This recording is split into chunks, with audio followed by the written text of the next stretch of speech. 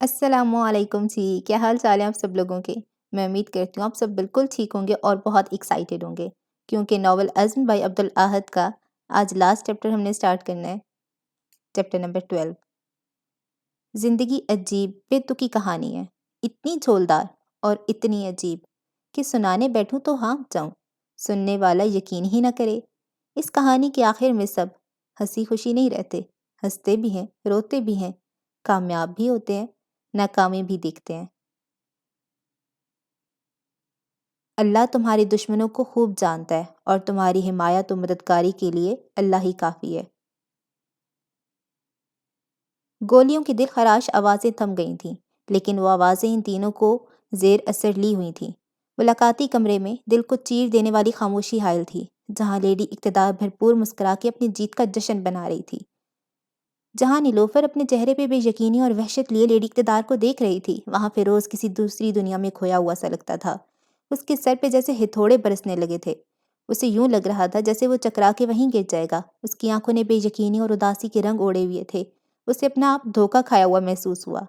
نیلوفر نے 2 قدم پیچھے بڑھائے، اس سے جیسے اب مزید کچھ دیکھا نہیں جا رہا تھا۔ وہ الٹے قدم بڑھاتی ملاقاتی کمرے سے باہر جانے لگی۔ چاروں گولیاں اس کے بھیجے میں اتاری ہیں لیڈی۔ لیڈی اقتدار کی آنکھیں چمک اتریں، وہ دبا دبا سا ہنسنے لگی۔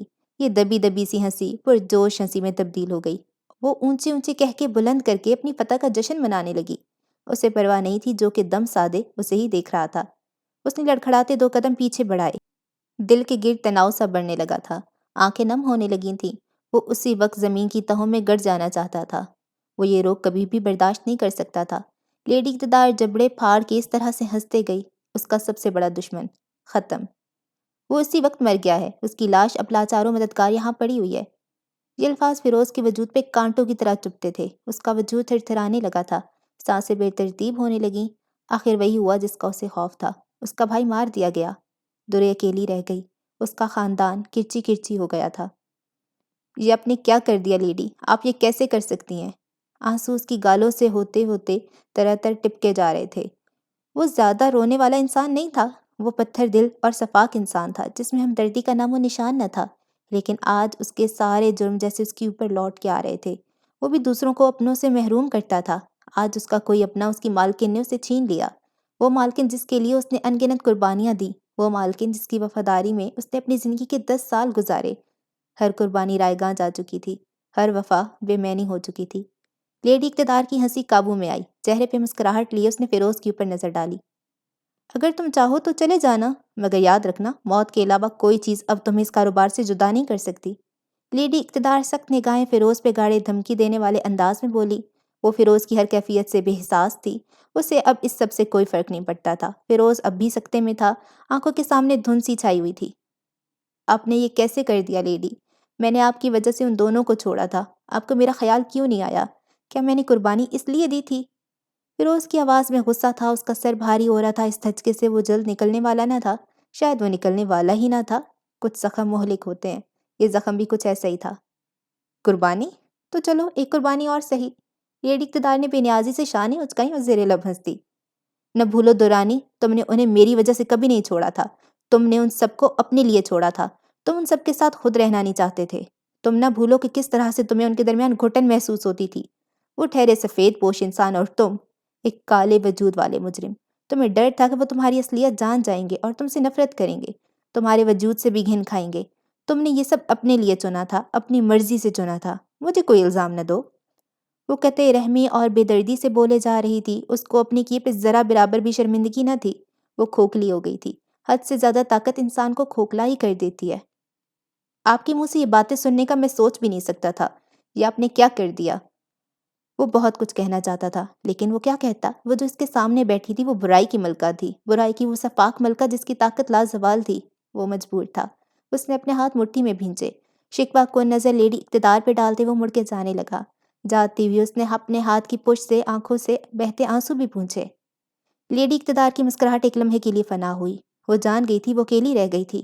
وہ اپنے دائیں ہاتھ کو تو کھو چکی تھی، نیلوفر بھی اس کے حصول میں نہیں تھی، اور شمس کو وہ پہلے ہی مار چکی تھی۔ ایک دم سے اس کا دل خالی سا ہو گیا، اس کی خاص ٹیم ٹوٹ گئی تھی، بکھر گئی تھی، اس کی آنکھوں میں سایہ سا لہرایا۔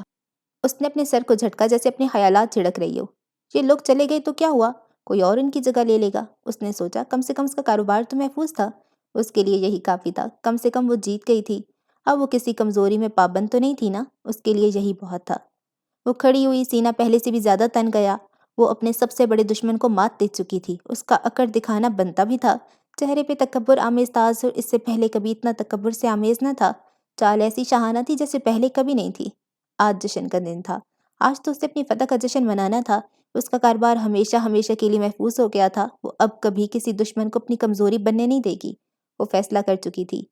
وہ شاہانہ سی چال چلتے لفٹ میں سوار ہوئی، وہ اب اپنے قصر جانا چاہتی تھی، وہ فتح کے جشن سے پہلے سکون کی نیند سونا چاہتی تھی۔ وہ اپنی لینڈ کروز میں سوار ہوئی، اس کا قصر بس آنے ہی والا تھا۔ وجود میں ایک طاقت بخشنے والا احساس تھا، وہ جیت گئی تھی۔ یہ احساس اس کے وجود میں توانائی بھر رہا تھا۔ کیا ہوا اگر یہ جیت اسے سب کچھ کھو دینے کی قیمت ادا کر کے مل رہی تھی؟ کم سے کم وہ جیت تو گئی تھی۔ اس کا سب سے بڑا دشمن راستے سے سرک چکا تھا، اس کے لیے یہی بہت تھا۔ ڈرائیور نے بریک دبایا تو گاڑی رک گئی۔ لیڈی اقتدار کا شاندار قصر بالآخر آ چکا تھا۔ یہی تو دشمن کو ہرانے کا بہترین طریقہ ہے۔ گاڑی جیسے ہی رکی، اس نے ایک جھٹکا کھایا۔ اس کے چہرے پہ خوشمگی مسکراہٹ بکھری۔ اس نے اپنا پرس کھنگالا اور نوٹوں کی گڈی نکالی اور ڈرائیور کی طرف بڑھائی۔ ڈرائیور نے اوپر سے نیچے لیڈی اقتدار پہ استہزاء انگیز نظر ڈالی۔ یہ لیڈی اقتدار سے اپنی نوٹوں کی گڈی کیوں دکھا رہی تھی؟ اس نے سوچا۔ رکھ لو، آج تمہاری مالکن بہت خوش ہے، وہ متکبر انداز میں بولی۔ آنکھوں میں خود پرست تاثر تھا۔ ڈرائیور نے ادب سے نوٹوں کی گڈی اپنے ہاتھ میں تھامی۔ لیڈی اقتدار اب گاڑی سے باہر نکلی۔ اسے یہ تاثر دو کہ وہ جیت رہا ہے۔ وہ بہت مزے سے چل رہی تھی، اپنے آپ میں گم، اپنے خیالوں میں گم۔ ہوا کا جھونکا اس کے وجود سے ٹکراتا تو وہ کھل اٹھتی۔ وہ اپنے آپ کو بالکل ہلکا پھلکا محسوس کر رہی تھی، ہر بوجھ سے آزاد، ہر فکر سے آزاد۔ فتح کے بعد سب کچھ اسے بہت ہی حسین لگ رہا تھا۔ زندگی بالکل پرسکون ہونے والی تھی۔ وہ اپنی قصر کی سبزہ زار پہ پتھروں پہ بنے راستے پہ شاہانہ سی چال چل رہی تھی۔ فقطن اس کی چال سست ہوئی، آنکھیں پھیلی، مسکراہٹ سمٹی، دل تیزی سے دھڑکنے لگا، اور وہ چلتے چلتے بالکل رک گئی۔ ساکن، وہ چکنا سی ہو کے ادھر ادھر دیکھنے لگی۔ گھر میں کوئی گارڈ موجود نہ تھا، کوئی بھی نہیں۔ داخلی دروازے پہ بھی کوئی گارڈ نہ تھا، نہ ہی سبزہ زار پہ۔ سب کہاں گئے؟ وہ پریشان ہونے لگی، وہ مضطرب ہونے لگی۔ اس عدم یقینی میں اس نے ایک دفعہ پھر سے چلنا شروع کیا۔ دل اچھل کود کرنے لگا۔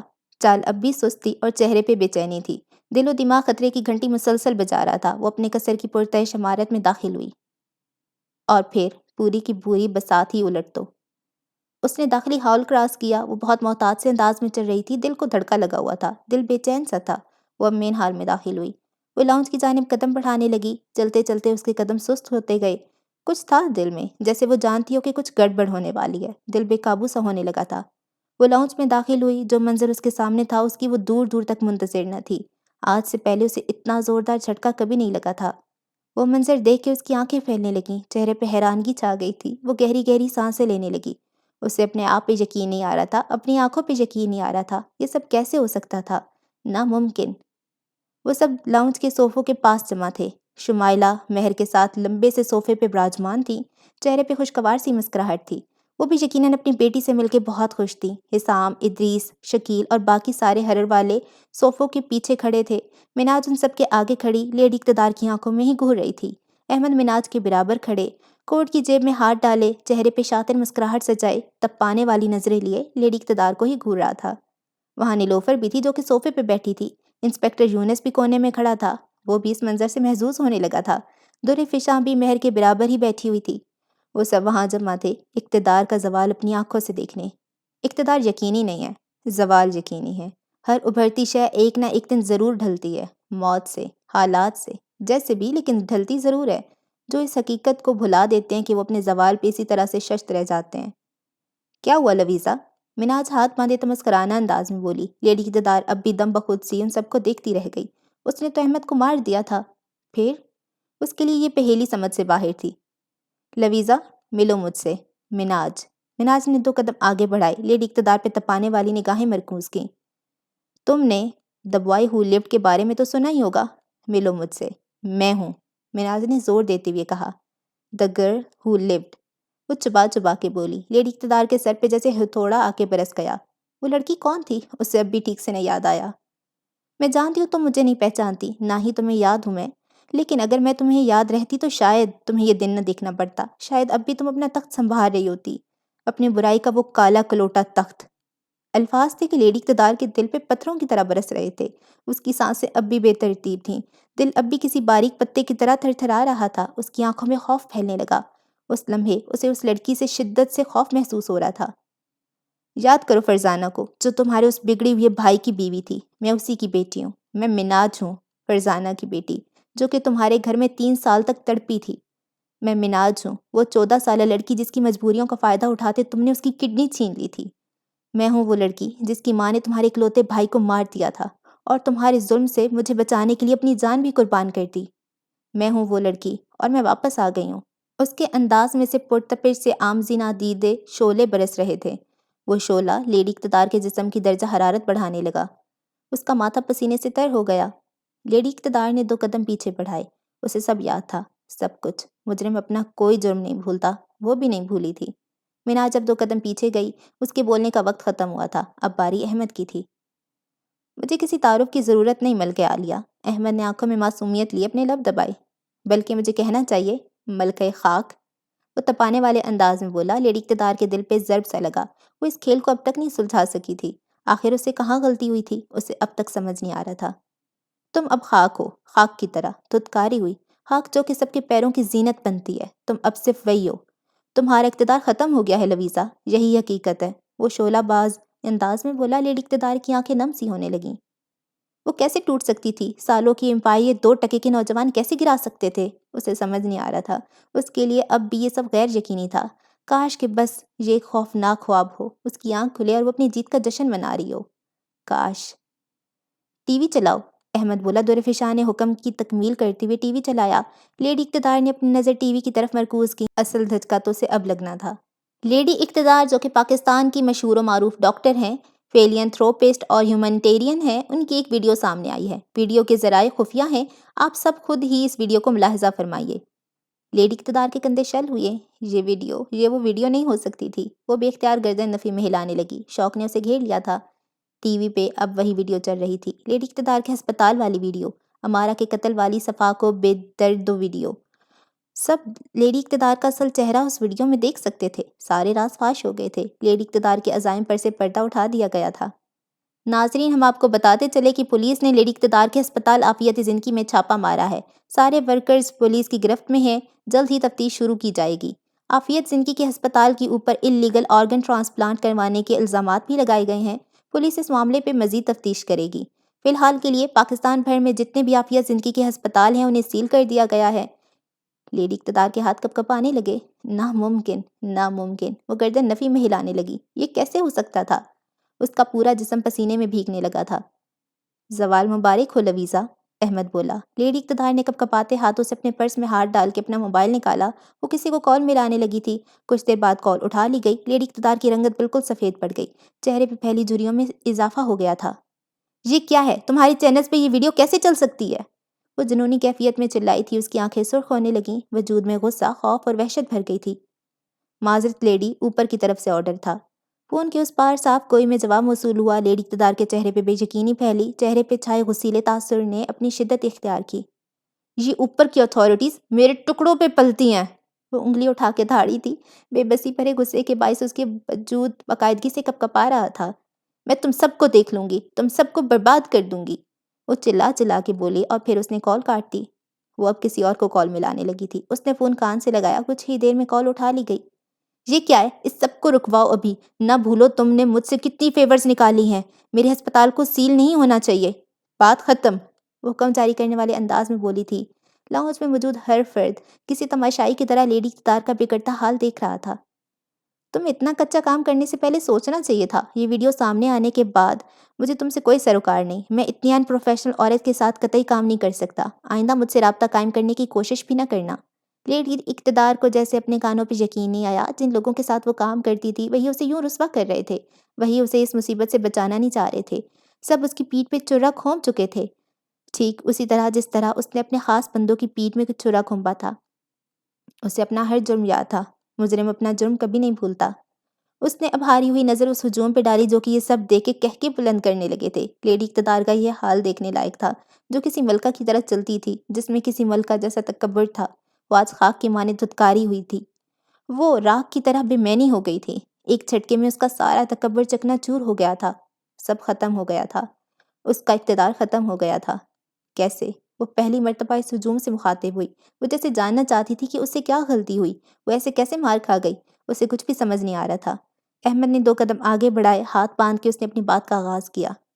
بہت آسان تھا، ہم تمہیں شروع سے سب کچھ سمجھاتے ہیں، وہ بولا۔ باقی سب بھی اپنے حصے کی کہانی سنانے کے لیے تیار تھے۔ ہم اب ذرا حالیہ منظر کو کچھ وقت کے لیے روک کے اس پہلی کو سلجھانے کی کوشش کرتے ہیں۔ یہ امارہ کے قتل کے کچھ دن بعد کا منظر ہے۔ لیڈی اقتدار نیلوفر کے ساتھ اس کے آفس میں موجود تھی۔ دونوں آپس میں کچھ گفتگو کرنے مگن تھے۔ یوں کیمراز پہ قتل کرنا لیڈی، یہ کچھ غلط نہیں ہے؟ نیلوفر آواز میں تشویش لیے بولی تو لیڈی اقتدار حقارت آمیز انداز میں ہنسی۔ تمہیں میں کیا اتنی بیوقوف لگتی ہوں؟ وہ بولی تو نیلوفر الجھ گئی۔ تحریر کھرر کا آفس حسام نامی آرکیٹیکچر نے بنایا ہے۔ میں نے اس کے آفس کے ایک بندے کو رشوت دے کے وہاں کا ڈیزائن پہلے ہی نکلوا لیا تھا۔ وہاں ایک بینکر ہے جہاں ہر چیز کا بیک اپ رکھا جاتا ہے۔ اس نے ساری معلومات مجھے بھیج دی ہیں اور آج رات ہی وہ سب میں صاف کروا دوں گی اور ہرر کی چیونٹیوں کے لیے ایک سرپرائز بھی چھوڑ دوں گی۔ وہ ہنس ہنس کے بتاتے گئی۔ یہ سب سن کے نیلوفر کسی گہری سوچ میں کھو گئی تھی۔ کچھ اس کے دماغ میں بھی چلنے لگا تھا۔ احمد، امارہ کے قتل کے بعد تم نے جس بندے کو ہرر کے آفس بھیجا، اس بندے سے نیلوفر پہلے ہی بات کر چکی تھی۔ نیلوفر نے موقع کا فائدہ اٹھاتے ایک اور USB میں بیک اپ کروا لیا تھا۔ وہ اس USB کا کسی طرح سے استعمال کرنا چاہتی تھی۔ یہاں سے سارا کھیل شروع ہوا تھا۔ احمد اور نیلوفر کی ملاقات۔ اس بھورے لفافے میں بڑے سے موٹے مارکر سے لکھا ہوا تھا، امارہ کا قتل۔ احمد دور فشاں سے پہلے ہی پوری داستان سن چکا تھا۔ وہ بھی اس پیکیج کی مقصد کو فوری سمجھ گیا تھا۔ نیلوفر شاطر سے مسکرائی۔ اب یہ تمہارے اوپر منحصر ہے کہ تم اس کا کیسے استعمال کرنا چاہتے ہو، نیلوفر بولی۔ احمد نے سرس سے سرس بات میں ہلایا۔ چہرے پہ اب بھی جوش تھا۔ بہترین، ہم اسے سادہ سا انجام نہیں دیں گے، بلکہ ایسا انجام دیں گے جو کہ یاد رہ جائے گا۔ ہم اسے رسوا کر دیں گے نیلوفر، وہ لفافہ ہاتھ میں تھامے پرجوش انداز میں بولا۔ میرے پاس لیڈی اقتدار کی فشنگ مہم بھی ہے، ہم اس کا استعمال کریں گے، لیکن وہ وقت دور نہیں جب وہ میرے دبئی جانے کے بارے میں جان جائے۔ مجھے ایسا کرنا ہوگا کہ اس کا دھیان مجھ پہ نہ جائے، احمد سوچتے سمجھتے بولا۔ وہ اپنے دماغ پہ زور دیتے کچھ لائے عمل تیار کرنے لگا تھا۔ ٹھیک ہے، لیکن تم یہ کیسے کرو گے، نیلوفر بولی۔ وہ تم مجھ پہ چھوڑ دو، وہ ایک جھٹکا کھاتے بولا۔ اس کے دماغ میں لائے عمل بھی تیار تھا۔ بس میں یہ چاہتا ہوں کہ جب بھی یہ ٹوٹے تب اسے کوئی بچانے والا نہ ہو۔ یہ جس کو بھی مدد کے لیے پکارے وہ جواب میں اسے رسوائی کے علاوہ کچھ نہ دے۔ احمد چہرے پہ سوچ کا تاثر لیے بولا تو نیلوفر مسکرائی۔ اس کی تم فکر نہ کرو، میں لیڈی اقتدار کی سب سے بڑی سپورٹ کو ان سے دور کر دوں گی، کوئی انہیں نہیں بچائے گا۔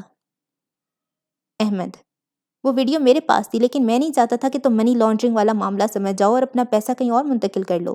میں پہلے تمہیں دولت کھو جانے کی تکلیف دینا چاہتا تھا، پھر تمہیں اس طرح سے برباد کرنا چاہتا تھا، اس لیے میں نے ہرر والوں کے ساتھ کام شروع کیا۔ وہ سارے اغوا میں نے نیلوفر کی مدد سے کروائے تھے، لیکن میں کوئی رسک نہیں لینا چاہتا تھا۔ مجھے یہ کھیل رچانے سے پہلے مہر کی ماں کو محفوظ کرنا تھا۔ اسی سلسلے میں نے مناج سے بات کی، اس نے میرا ساتھ دینے کا وعدہ کیا۔ اس کے جاننے والے پولیس افسر یونس نے ہماری مدد کی۔ نیلوفر نے ہمیں اس لکڑی کے قید خانے کا پتہ دیا اور یوں ہم نے تمہارے اس قید خانے میں چھاپا مارا۔ انسپکٹر یونس اپنی پولیس وین میں سوار لکڑی کے اس قید خانے کے راستے پہ گامزن تھا۔ اس کے پیچھے اور بھی وینس تھی جو کہ کافی سست سی رفتار میں اس ناہموار راستے پہ رواں تھی۔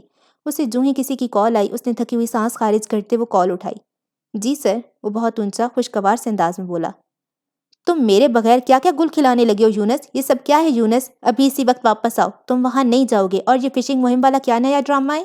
مجھے اس سب کی خبر اب تک کیوں نہیں ہوئی؟ یونس کا باس رخدار آواز میں حکم جھاڑنے لگا۔ یونس بالکل بھی مروب نہ ہوا، اس نے آنکھیں گھماتے تھکی ہوئی سانس خارج کی۔ اسے بس مناج نے یہ کام کرنے کا کہا تھا، اس کے باس کے آرڈر اس کے لیے اب بے معنی تھے۔ مناج کی بس ایک ہی درخواست تھی، اس کے لیے ہر چیز پہ فوقیت رکھتی تھی۔ آپ مجھے روک نہیں سکتے، یونس نے سیدھے سیدھے انداز میں کہا۔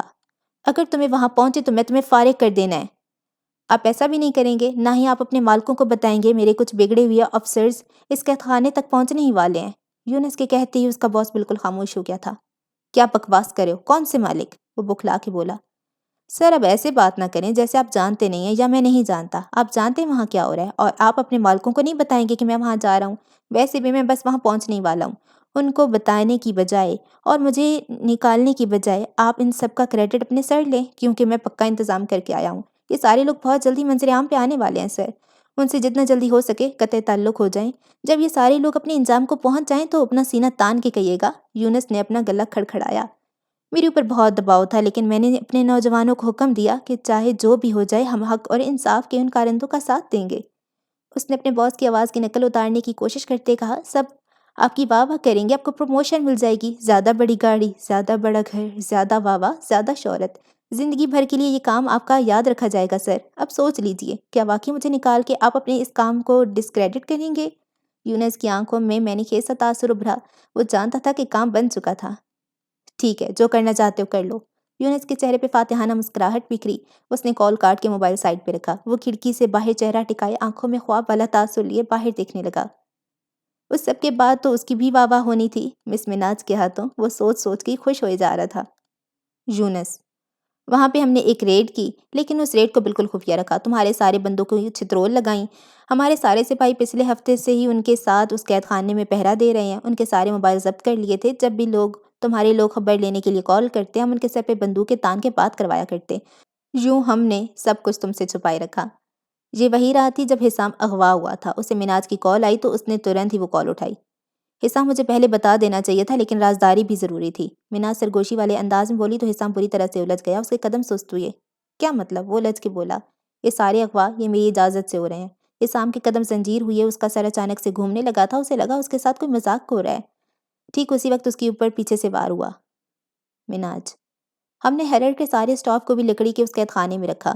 سب محفوظ تھے۔ یوں ہم تمہارے اوپر زیادہ بہتر طریقے سے الزام لگا سکتے تھے۔ ہم نے تمہیں بھرپور بھٹکا دیا تھا۔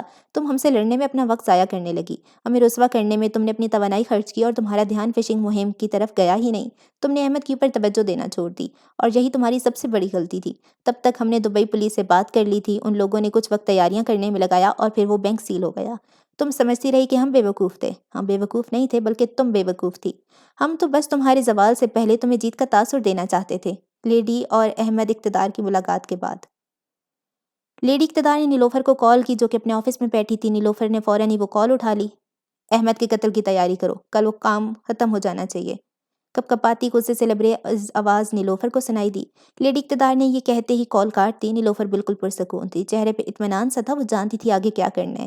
اس نے اپنا موبائل نکالا اور احمد کو کال ملائی۔ کال کچھ دیر میں اٹھا لی گئی۔ ہاں احمد، قتل کا حکم جاری ہو گیا ہے۔ آنکھیں سوچ کے باعث چھوٹی کرتے ہوئے وہ بولی تھی۔ ٹھیک ہے، وہی پلان فالو ہوگا۔ لیڈی اقتدار کا کام کل کے کل ہی تمام ہو جانا چاہیے، سرسری سے انداز میں کہہ کے احمد نے کال کاٹ دی۔ نیلوفر: وہ سنائپر جو میں نے آپ کے کہنے پہ لگایا تھا، وہ در حقیقت میرا وفادار تھا۔ اس نے احمد کو گولیاں نہیں ماری تھی، وہ بس ہوائی فائرنگ تھی۔ آپ کو جیت کا سراب دینے کے لیے ہمیں یہ کرنا پڑا۔ اس طرح سے احمد کی جان کو بھی کچھ نہیں ہوا۔ تو دیکھا تم نے لویزا، اتنی محنت کے بعد ہم تمہیں یہاں تک لا سکے تھے، احمد بولا تھا۔ یہ ہم سب کی محنت ہے، مہر کی، جس نے تم سب کے ہاتھوں کیا کچھ نہیں سہا، جس نے تم سب کا اتنا زیادہ ظلم برداشت کیا۔ آپا کی، جس نے اپنی جان پہ کھیل کے تمہارا اعتماد جینے کی کوشش کی۔ مناج کی، جس نے تمہیں نیچے گرانے کے لیے اپنے آپ کو اتنے دن تک ٹیلی ویژن پہ بدنام کیا۔ تمام ہرر کے اسٹاف کی، جو کہ آخری وقت تک مناج کے ساتھ ٹکے رہے اور اپنے مخلص ہونے کا ثبوت دیتے رہے۔ نیلوفر کی، جس نے اپنی جان پہ کھیل کے تمہاری ناک کے نیچے ہم سب سے رابطہ قائم کیا، صرف اور صرف اپنے گناہوں کو سدھارنے کے لیے۔ تمہیں صرف ایک انسان نے نہیں گرایا، تمہیں ہم سب نے مل کر گرایا ہے۔ تمہارا تخت ہم سب نے مل کے پلٹا ہے لویزا۔ وہ دانت پیستے انگلی سے سینے پہ دستک دیتے بولا تھا۔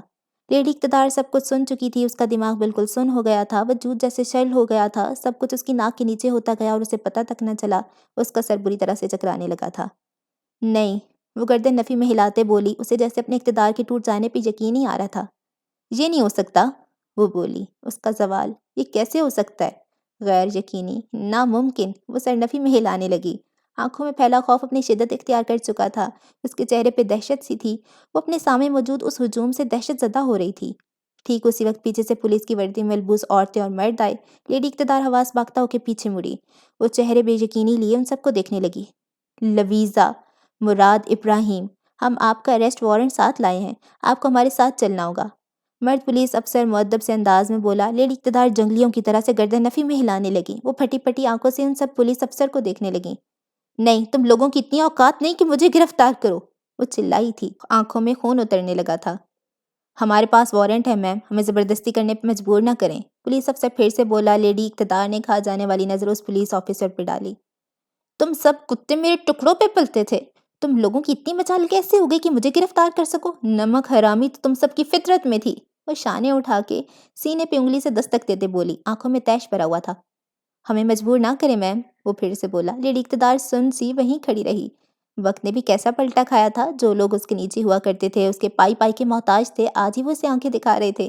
وہ اپنی طاقت کھو چکی تھی، وہ سب کچھ کھو چکی تھی، وہ بری طرح سے رسوا ہو چکی تھی۔ انہیں ہتھکڑی لگائیں۔ پولیس افسر نے اب حکم جاری کیا۔ لیڈی اقتدار طیش میں آ گئیں۔ وہ تیزی سے میز کی جانب بڑھی اور میز پہ پڑا گلدان اٹھا کے زمین پہ پھینک دیا۔ تم لوگ مجھے کچھ نہیں کر سکتے، وہ جلادی کیفیت میں چلائی تھی۔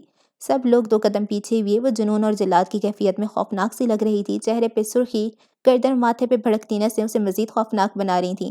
وہ کسی درندے کی مانند لگ رہی تھی، کسی جنگلی درندے کی مانند جو کہ بغیر کسی جھجک کے خون پینے پہ بھی اتر سکتا ہے۔ تم لوگ، وہ اونچی سانسیں لیتے بولی تھی۔ آواز مزید بلند ہوئی۔ تم لوگ مجھے مات نہیں دے سکتے، میری طاقت لازوال ہے۔ وہ اتنی ذلت کے باوجود بھی اپنی گردن اکڑاتے بولی تھی، لیکن چاہ کر بھی یہ گردن پہلے جتنی اکڑ نہیں رہی تھی۔ پولیس کے لباس میں ملبوس عورتیں اس کی طرف بڑھیں، اسے ہاتھوں سے پکڑا اور ان میں ہتھکڑی لگائی۔ لیڈی اقتدار مزاحمت کرتے گئی، لیکن بہت دیر ہو چکی تھی، وہ اب پولیس کی گرفت میں تھی۔ نہیں نہیں، میں نہیں ہار سکتی، وہ دیوانوں کی طرح چلائی۔ آنکھ سے آنسو ترتر بہنے لگے تھے۔ طاقت کا نشہ ٹوٹ جانے پہ اس کا حال کسی ویسے ہی نشیڑی کی طرح ہی نظر آتا جو کہ کئی دنوں سے نشہ نہیں کر پا رہا ہوتا۔ پولیس کی عورتیں اسے ہاتھوں سے پکڑتے ان سب سے دور لے کے جا رہی تھیں۔ میں تم سب کو کھا جاؤں گی، اس کی چیخ و پکار اس لاؤنج میں منمل ہونے لگی۔ وہ ان سب سے دور جانے لگی تھی۔ میں واپس آؤں گی، وہ اپنی روح کی طرح ہی کھوکھلی دھمکیوں سے ان سب کو نواز رہی تھی۔ وہ اب اس لاؤنج سے جا چکی تھی۔ اسے اب آگے بہت مشکل حالات کا سامنا کرنا تھا۔ پہلے میڈیا ٹرائل میں رسوا ہونا تھا، پھر کورٹ میں سے ذلالت برداشت کرنی تھی۔ سارا تکبر چکنا چور ہو گیا تھا، ساری شان ایک لمحے میں خاک ہو گئی تھی۔ طاقت کا زور اس زلزلے میں برباد ہو گیا تھا۔ لویزا عرف لیڈی اقتدار پوری طرح سے برباد ہو چکی تھی۔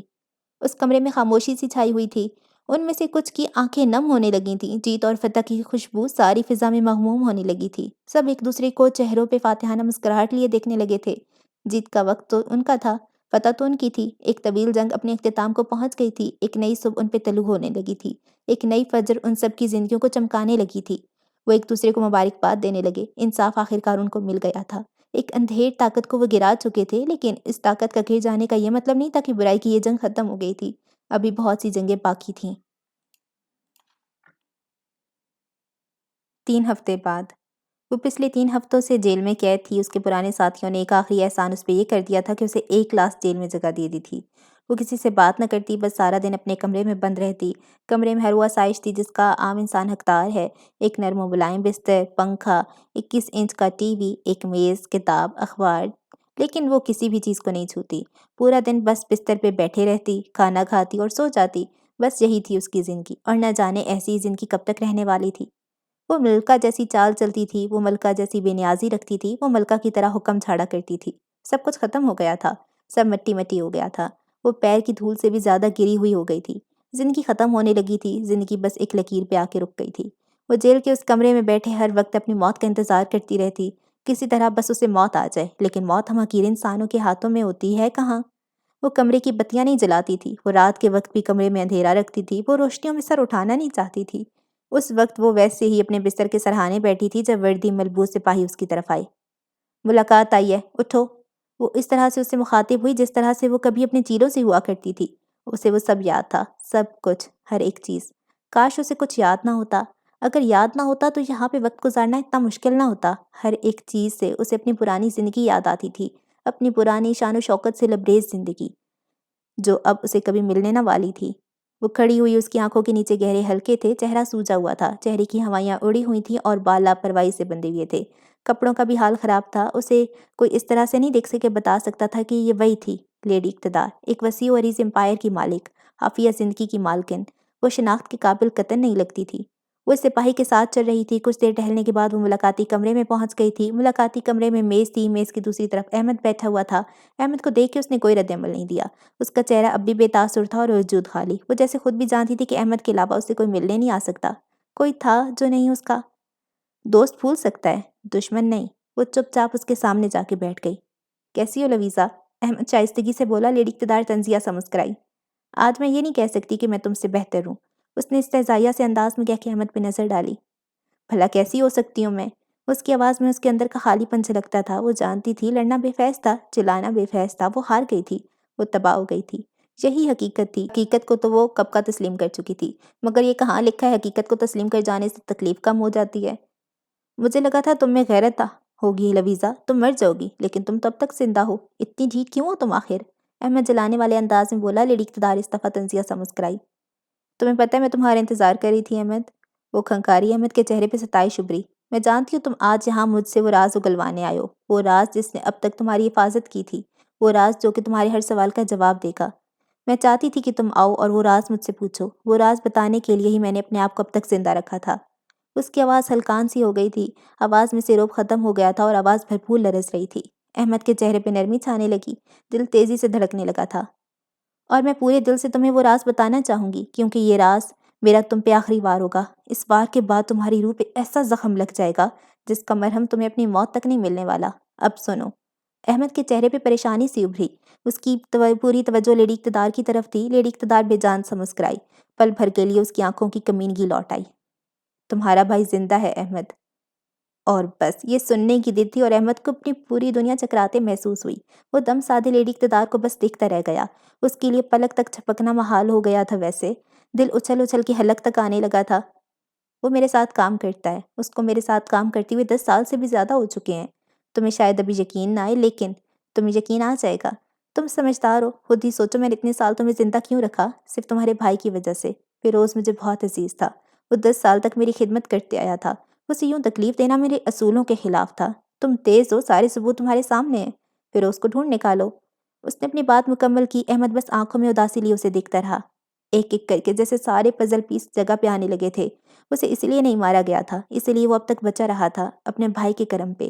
فیروز بھی اپنا نفس بیچ چکا تھا، احمد کے لیے جیسے سانسیں لینا محال ہو گیا تھا۔ یہ آخری بار واقعی بہت تکلیف دہ تھا۔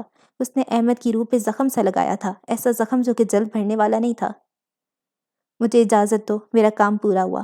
وہ کھڑی ہوئی، اسے کھڑا بھی مشکل سے ہوا جاتا تھا۔ وہ لنگڑاتی ہوئی اس کمرے سے باہر نکلی، ششت دم بخود سے احمد کو پیچھے چھوڑ کے، چہرہ اب بھی بے تاثر تھا۔ وہ سپاہی عورت کے ساتھ واپس اپنے کمرے تک لوٹی۔ کمرے میں روشنی نہ ہونے کے برابر تھی۔ وہ میز کے برابر میں گئی اور دیوار سے ٹیک لگا کے فرش پہ بیٹھ گئی۔ یکدم اس کی آنکھوں کے سامنے بہت کچھ لہرانے لگا تھا، بہت کچھ جو دل کو بے انتہا تکلیف بخشتا تھا۔ وہ گہری گہری سانسیں لینے لگی، آنکھ سے آنسو ریزہ ریزہ کر کے بہنے لگے تھے۔ اس کے سامنے اس کی پوری زندگی کسی فلم کی طرح چلنے لگی تھی۔ وہ کیسے اپنے باپ کے ساتھ انگلینڈ میں کھیلا کودا کرتی تھی۔ انہوں نے اسے لڑکوں کی طرح بڑا کیا، گھڑ سواری سکھائی، تیر کمان چلانا سکھایا۔ بچپن سے وہ بندوقوں کے سائے تلے کھیلا کرتی تھی۔ اسے اس امپائر کو آگے چلانے کے لیے بچپن سے تیار کیا گیا تھا۔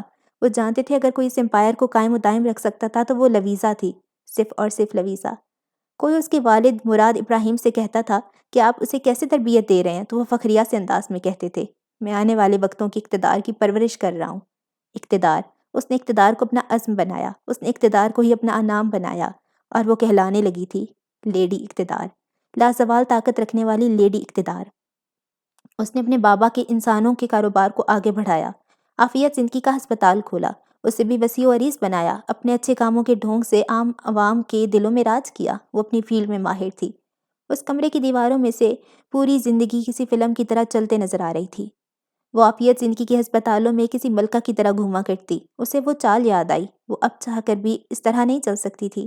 آنسو اس کی آنکھ سے روانہ ہوئے، وہ پھوٹ پھوٹ کے رونے لگی، دل میں شدت بھری تکلیف سوار تھی۔ وہ روتے گئی، اسے سب یاد آ رہا تھا، اس کی خاص ٹیم، شمس، درانی، نیلوفر، وہ ان تینوں سے پہلے بھی بہت لوگ تھے جو آئے اور گئے، اسے سب یاد آئے۔ وہ کیسے ان پہ حکم صادر کرتی تھی، وہ اسے عزت سے نوازتے تھے، رسوائی کا اس کی زندگی میں نام و نشان نہ تھا، وہ محلوں میں رہتی تھی، وہ اپنے آپ کو عزت افزائی کے قابل سمجھتی تھی۔ اسے سب یاد تھا، فقط یاد ہی تو تھا اسے۔ وہ دھاڑے مار مار کے روتی گئی، آنسو تھے کہ رک ہی نہیں رہے تھے۔ اسے اپنا اقتدار یاد آیا، وہ اقتدار جس کو وہ چاہتی تو اچھی طرح سے بھی استعمال کر سکتی تھی۔ طاقت سے برائی کے لیے تھوڑی نہ ہوتی ہے۔ اگر وہ دوسری راہ چنتی تو شاید آج اس تکلیف میں مبتلا نہ ہوتی جس میں وہ آج مبتلا تھی۔ شاید باقی وہ اتنی رسوائی نہ برداشت کرتی جتنی اس نے کی۔ وہ شاید ایک بہتر مقام میں ہوتی، شاید، مگر اب کیا فائدہ تھا؟ وہ تو سب کچھ ضائع کر چکی تھی۔ موت اس کے اختیار میں نہیں تھی، اگر ہوتی تو وہ یقیناً خود کو ختم کر چکی ہوتی، بغیر کچھ سوچے سمجھے۔ کاش موت ہی اس کے اختیار میں ہوتی۔ اب اسے یہی درد اور تکالیف سے 2-4 زندگی گزارنی تھی، نہ جانے کب تک۔ یہ پچھتاوے بھری زندگی اب اسے یوں ہی تنہائیوں اور اندھیروں میں کاٹنی تھی، نہ جانے کب تک۔ یہ تھا لیڈی اقتدار عرف لویزا کا انجام۔ رسوائی، ذلت، تنہائی، اندھیرے، تکلیف، دکھ، درد، رنج، سب اس کی زندگی میں کسی بلا کی طرح چمٹ گئے تھے۔ اسے اب اس بلا کے ساتھ ہی رہنا تھا، کوئی دوسرا راستہ باقی نہ تھا۔ سنابل کا یہ وہی بسیدہ سا ٹوٹا پھوٹا ہسپتال تھا، اور یہ سنابل کا وہی حشاش پشاش کمرہ تھا جس میں وہ کام کیا کرتا تھا۔ مصروف سے انداز میں اس وقت وہ کسی سے فون پہ بات کرتے نظر آ رہا تھا۔ وہ دونوں یعنی سیٹ ہیں؟ وہ سرسری سا بولا۔ ٹھیک ہے، تمہارا بہت شکریہ، اس نے کہہ کے کال کاٹ دی۔ وہ اپنی کرسی سے اٹھ کے اپنے آفس سے باہر نکلا۔ باہر ایک نرس اس کا انتظار کر رہی تھی۔ وہ نرس کو کچھ ہدایات دینے لگا۔ نرس اس کی تمام ہدایات کو ذہن نشین کرتے گئی۔ یہ تب کی بات ہے جب فیروز 25 سال کا تھا۔ رات کا وقت ہے، وہ تنہائیوں سے دو چار اپنے بستر پہ لیٹا ہوا تھا۔ وہ سونا تو چاہ رہا تھا لیکن سو نہیں پا رہا تھا۔ سر پہ منڈلاتے خوف اس کو گراں گزر رہے تھے۔ اس کی آنکھوں سے لگتا تھا جیسے وہ بہت تھک گیا ہو۔ وہ ہمت ہارنے لگا تھا، وہ جیسے مزید لڑنا نہیں چاہتا ہو۔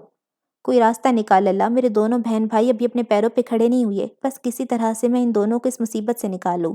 ماما بابا کے ایکسیڈنٹ کے بعد چیزیں بہت مشکل ہو گئی ہیں، میرے اللہ میری مدد کر۔ اس وقت وہ اپنے رب کو نہیں بھولا تھا، اس لیے زیر لب ہی بڑبڑا کے اپنے رب کو پکارتا ہے۔ زندگی کتنی مشکل ہو گئی تھی نا، وہ اگر کمزور ہوتا تو اب تک رو رو کے ہلکان ہو چکا ہوتا۔ اتنے شدید تناؤ کے باوجود وہ اپنے اعصاب پہ کیسے قابو کیے ہوئے تھا، یہ صرف وہی جانتا تھا۔ وہ اس قدر تھکا ہوا ہے کہ خوف و پریشانی کے باوجود بھی آنکھیں بند کی تو فوراً ہی سو گیا۔ وہ اتنی گہری نیند سو جاتا ہے کہ اسے پتہ نہیں چلتا اور صبح بھی ہو جاتی ہے۔ اس کی آنکھ اس کے فون پہ رنگ سے کھلتی ہے۔ اس کا دماغ بوجھل سا ہے اور سر میں شدید درد ہو رہا ہے۔ کافی دنوں سے نیند پوری نہ ہونے کی وجہ سے اس کی آنکھوں کے نیچے گہرے حلقے ہیں۔ اس کا چہرہ سوکھنے لگا ہے۔ وہ اپنا فون اٹھاتا ہے اور اس پہ کالر کا نام پڑھتا ہے، نظام صاحب کالنگ۔ یہ نام پڑھتے اس کی نیندیں اڑ جاتی ہیں۔ اس کے چہرے پہ خوف و پریشانی در آتی ہے۔ وہ تھک ہار کے کال اٹھا لیتا ہے۔ جی نظام صاحب، اس کی آواز میں واضح گھبراہٹ ہے۔ فیروز، مجھے انتظار کرتے 5 مہینے ہو گئے ہیں لیکن مجھے میرے پیسے اب تک نہیں ملے۔ تم نے کیا سمجھ رکھا ہے اس سب کو؟ تمہارے ماں باپ کو بھی اسی وقت مرنا تھا؟ کڑوے سے انداز میں نظام بولتا ہے۔ فیروز کے دل پہ کانٹے سے چبھتے ہیں۔ وہ کب تک دنیا کی کڑواہٹ کو یوں ہی اکیلا جھیلتا رہے گا؟ آخر کب تک؟ وہ سوچ میں پڑ جاتا ہے۔ نظام صاحب، میں کوشش کر رہا ہوں، وہ روندے ہوئے سے انداز میں کہتا ہے۔ مجھے نہیں پتا، میری رقم واپس کرو 1 ہفتے میں، ورنہ میں نے زبردستی کرنے پہ آ جانا ہے فیروز۔ نظام کا لہجہ دھمکی آمیز تھا۔ 1 ہفتے میں بھلا کیسے نظام صاحب؟ میں کیسے کروں گا یہ سب؟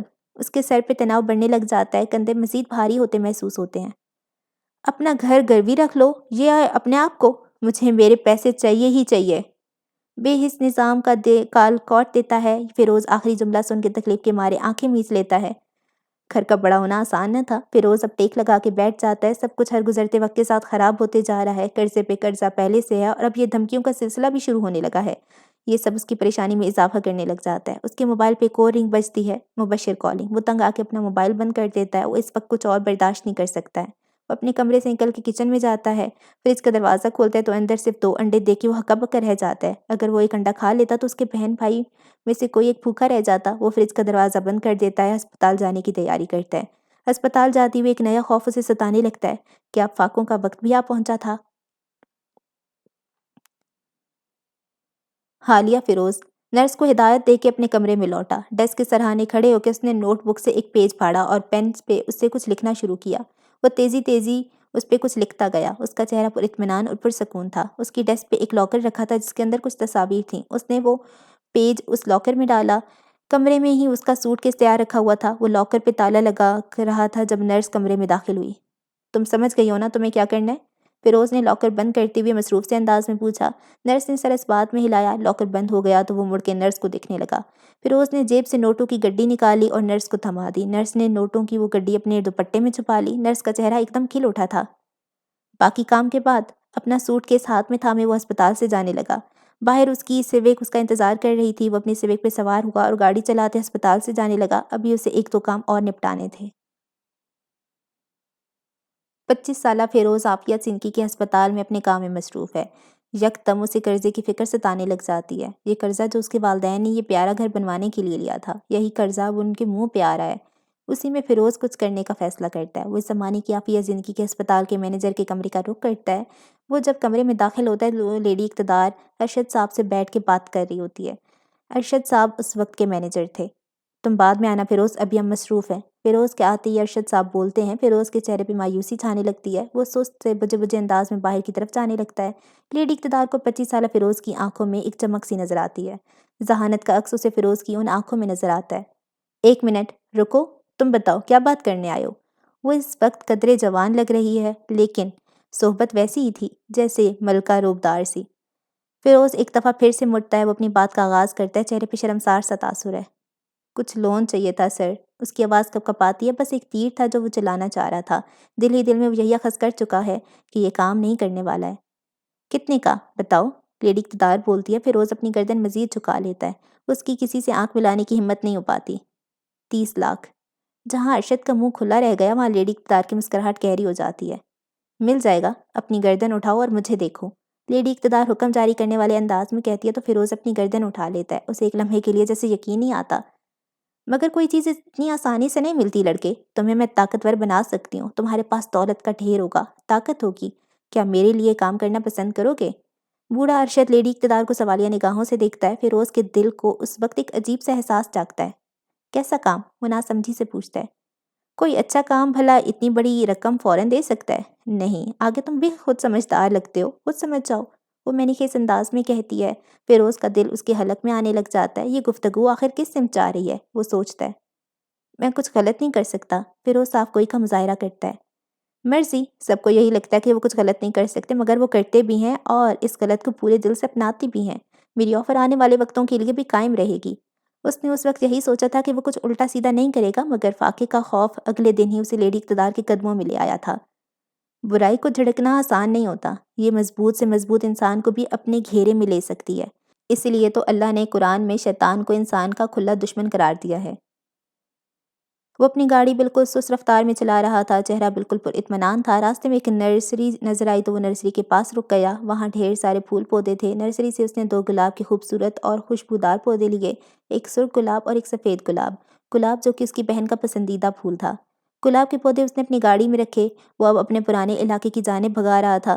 اس نے اپنی گاڑی اپنے سابقہ گھر کے باہر روکی، چہرے پہ ماسک چڑھایا اور آنکھوں میں کالا چشمہ۔ وہ 2 گلاب کے پودے اس نے اپنے گھر کے باہر رکھے اور تیزی سے گاڑی میں بیٹھ کے وہاں سے جانے لگا۔ اب وہ اپنی اگلی منزل کی طرف رواں تھا، نیلوفر کا قصر۔ وہ نیلوفر کے قصر میں کچھ دیر میں ہی پہنچ گیا تھا۔ نیلوفر کے قصر کے سبزہ زار پہ ڈھیر سارے کارڈ بورڈ مارکس لگے ہوئے تھے۔ فرنیچر سارا کا سارا سبزہ زار میں موجود تھا۔ یہ سب دیکھ کے اس کے چہرے پہ ستائش سی ابھری۔ گاڑی سے اتر کے اس نے نیلوفر کو کال ملائی۔ نیلوفر نے کچھ ہی دیر میں کال اٹھائی۔ کیوں کال کی مسٹر دورانی؟ کال اٹھاتے ہی وہ بولی تھی۔ کہیں جا رہی ہو؟ وہ مشکوک سے انداز میں بولا۔ ہاں مسٹر دورانی، نیلوفر نے تھکی ہوئی سانس خارج کی۔ میں اپنا قصر اور اپنا سارا سامان بیچ چکی ہوں، میں بس اس سب کا ختم کر کے خود کو گرفتار کروانے والی ہوں، نیلوفر غمگین سے لہجے میں بولی تھی۔ میں تمہارے قصر کے باہر ہوں، کیا مل سکتے ہیں؟ فیروز نے پوچھا۔ ہاں ضرور، اندر آ جائیں، نیلوفر جواباً بولی۔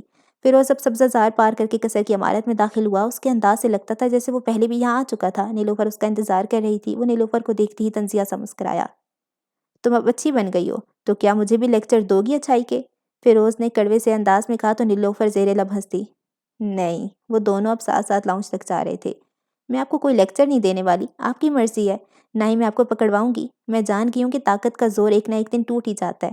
وہ ساتھ چلتے چلتے فیروز کو بتا رہی تھی۔ وہ دونوں اب لاؤنج کے صوفوں پہ براجمان ہو گئے، باقی ساری چیزیں لاؤنج میں نہیں تھیں۔ تمہیں یاد نہیں آتی وہ آسائشیں نیلوفر؟ فیروز نے متعجب ہو کے پوچھا۔ میں تو اس سب کے بغیر جینے کا تصور بھی نہیں کر سکتا، اس نے بظاہر اپنے شانے اچکائیں۔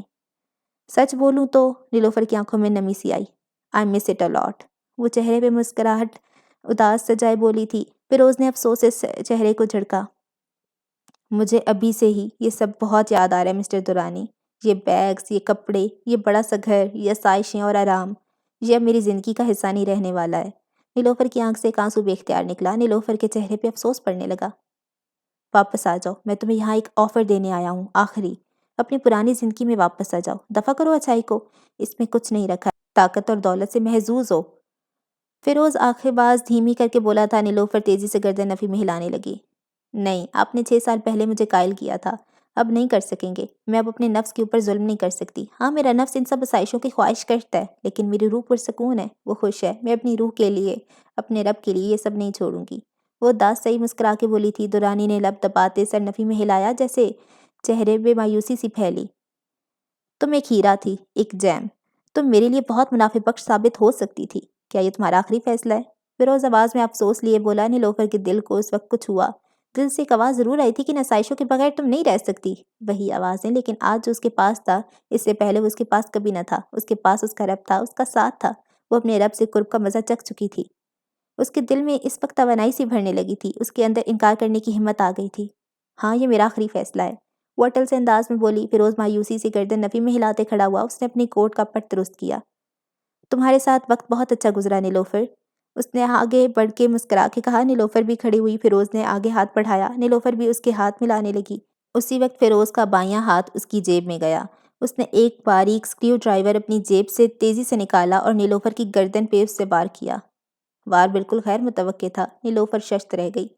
تکلیف کی شدت سے اس کی آنکھیں پھیلنے لگیں، جسم لرزنے لگا، وجود آہستہ آہستہ ڈگمگانے لگا۔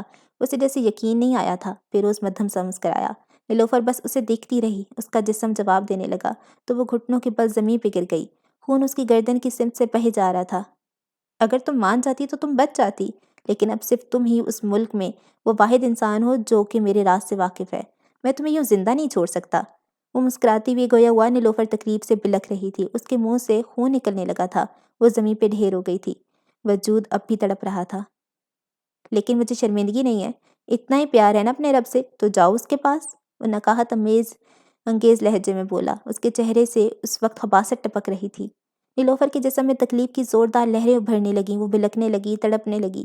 یکدم اس کی آنکھوں میں خوف سا آیا۔ ایک ہچکی اس نے لی اور گہری سانس باہر خارج کی۔ اس کا جسم ساخن ہونے لگا۔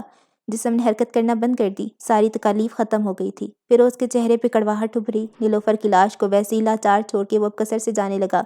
وہ اب اپنی گاڑی میں سوار ہوا۔ اس کی اگلی منزل اسلام آباد انٹرنیشنل ایئرپورٹ تھا۔ وہ اس وقت 32 سال کا تھا۔ اس وقت تک عافیہ زندگی کے مینیجر کا عہدہ وہ سنبھالنے لگا تھا۔ لیڈی اقتدار فیروز کے سامنے اس آفس میں بیٹھی ہے۔ وہ اس وقت کسی گہری سوچ میں نظر آ رہی ہے۔ وہ قطعاً اس نے کچھ کہنے کے لیے اپنے لب کھولے۔ میں کچھ سوچ رہی ہوں درانی، لیڈی اقتدار سوچ کے کہتی ہے۔ فیروز لیڈی اقتدار پہ نظر ڈالتا ہے۔ اس کا چہرہ بالکل بجھا بجھا سا ہے، کندھے بھی نیچے کی طرف جھکے ہوئے ہیں۔ وہ قدرے بے چین سا نظر آ رہا ہے، جیسے اندر سے وہ بہت ڈسٹرب ہو۔ یقیناً کوئی چیز اسے پریشان کر رہی ہے۔ ہاں بولیے، فیروز لا تعلق سے انداز میں کہتا ہے۔ نیلوفر کو عافیہ زندگی کا مینیجر بنانے کا سوچ رہی ہوں۔ وہ بہت ذہین ہے، اس کی ذہانت ضائع نہیں ہونی چاہیے، اور تم ہمارے خفیہ اسپتال سناپل کو سنبھالو گے اور وہاں پہ تم ساری ڈیلنگز کیا کرو گے۔ وہ کسی گہری سوچ میں بولتی ہے۔ جیسا آپ کو بہتر لگے، فیروز تھکی ہوئی سے انداز میں جواب دیتا ہے۔ لیڈی اقتدار کو اس لمحے فیروز کے انداز میں کچھ مختلف سا نظر آتا ہے۔ اس کے چہرے پہ تشویش نظر آتی ہے۔ کوئی مسئلہ ہے فیروز؟ تم مجھے بتا سکتے ہو؟ وہ آواز میں تشویش لیے پوچھتی ہے۔ فیروز ایک تھکی ہوئی سانس خارج کرتا ہے۔ میں تنگ آ گیا ہوں۔ احمد اور درے اپنی زندگیوں میں آگے بڑھ رہے ہیں۔ وہ اچھے سے اچھا کام کر رہے ہیں اور میں بھلا کیا کر رہا ہوں؟ میں آج کل ان سے نظریں نہیں ملا پا رہا ہوں لیڈی۔ بہت عجیب سا لگ رہا ہے مجھے۔ ایسا نہیں ہے کہ میں اس دنیا کو چھوڑنا چاہتا ہوں۔ مجھے اس دنیا سے محبت ہو گئی ہے۔ مجھے طاقت سے محبت ہو گئی ہے۔ مجھے اس کام سے محبت ہو گئی ہے، مگر پھر بھی زندگی میں کچھ خلش سی ہے لیڈی۔ میں اس سب کے بعد پہلے جیسا کام نہیں کر پا رہا ہوں۔ میں آخر کیا کروں؟ وہ اپنی مالکن کو ایک جھٹکے میں سب کچھ بتا دیتا ہے۔ لیڈی اقتدار سوچ کے یہ سرس بات میں ہلاتی ہے۔ اگر وہ لوگ اپنے پیروں پہ کھڑے ہو گئے ہیں تو تم انہیں چھوڑ سکتے ہو۔ بس اپنے دھندے پہ دھیان دو، ملک سے ملک سیر کرو، طاقت حاصل کرو، دولت کماؤ۔ وہ ہاتھ اٹھا اٹھا کے اسے تجویز دینے لگتی ہے۔ میں انہیں ایسے کیسے چھوڑ دوں؟ فیروز پوچھتا ہے۔ لیڈی اقتدار کے چہرے پہ شیطانی مسکراہٹ در آتی ہے۔ مشکل نہیں ہے، سب ہو جاتا ہے، تم ان کو چھوڑ کے زیادہ پرسکون رہو گے۔ اگر چاہو تو میں تمہارے سارے انتظامات کروا سکتی ہوں۔ لیڈی اقتدار آفر دے کے شانے اچکا دیتی ہے۔ کیا کریں گی آپ؟ فیروز پوچھتا ہے تو لیڈی اقتدار اسے سب کچھ بتانے لگ جاتی ہے۔ فیروز کی گمشدگی کے کھیل کا بیج یہاں پہ بو دیا گیا تھا۔ فیروز نے اپنی گاڑی ایئرپورٹ کے باہر روکی۔ اس کے سر پہ کالی ہیٹ تھی جو کہ ترچھی کر کے اس نے پہنی ہوئی تھی۔ اس نے ریسیپشن کی طرف قدم بڑھائے، چہرہ اب بھی پراطمینان سا تھا۔ میں نے ایک ٹکٹ بک کروائی تھی آن لائن، مجھے وہ دے دیجیے، فیروز نے سرگوشانہ انداز اختیار کرتے کہا تو ریسیپشنسٹ تکلفانہ سا مسکرائی۔ اپنا شناختی کارڈ دے دیجیے سر، ریسیپشنسٹ نے پوچھا۔ فیروز نے جیب سے اپنا والیٹ نکالا اور اس میں سے اپنا شناختی کارڈ نکالا۔ ریسیپشنسٹ نے شناختی کارڈ کو بغور دیکھا، پھر وہ کمپیوٹر پہ تیزی سے کچھ ٹائپ کرنے لگی تھی۔ التمش سر، آپ کہاں جا رہے ہیں؟ فیروز آج سے التمش تھا۔ وہ اب سے اپنی ظاہری شناخت استعمال کرنے والا تھا۔ وہ فیروز سے جڑی ہر یاد کو مسخ کر دینا چاہتا تھا اور التمش بن کے ایک نئی زندگی شروع کر دینا چاہتا تھا۔ سری لنکا، اس نے شاطر سا مسکرا کے جواب دیا۔ ایک نئی شروعات، ایک نئی زندگی اس کی منتظر تھی۔ 2 دن بعد احمد اس وقت اپنے کمرے میں اپنے بستر پہ سیدھ میں لیٹا ہوا تھا۔ لیڈی اقتدار سے 1 ہفتے پہلے کی ملاقات کے بعد وہ نہ ٹھیک سے کھا پا رہا تھا، نہ ہی کوئی کام کر پا رہا تھا۔ اندر ہی اندر وہ بہت ڈسٹرب سا تھا۔ زندگی کا سب سے بڑا سچ عیاں ہو جانے پہ دل جیسے بکھر گیا تھا۔ دل یقین کرنا نہیں چاہتا تھا کہ وہ سب سچ ہے۔ اس کا بھائی جو بچپن سے اس کا رول ماڈل رہا ہے، وہ یہ سب بھی کر سکتا تھا، مگر یہی سچ تھا۔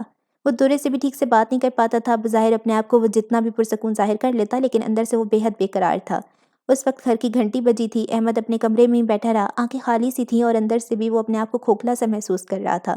جب بھی وہ اپنے بھائی کا سوچتا، دنیا سے الگ تکلیف اس کے دل کو چیرنے لگ جاتی۔